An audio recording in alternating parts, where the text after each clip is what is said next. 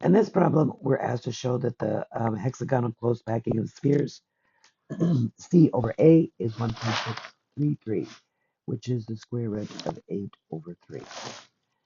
Okay, so let's take a look at a hexagonal closed pact. And I'm going to draw a hexagon.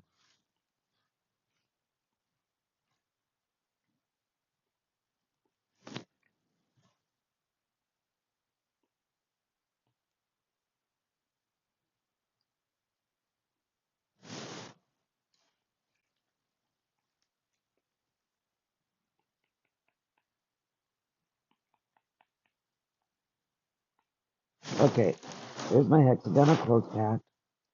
And then I'm going to put, oops, let's put a red one here.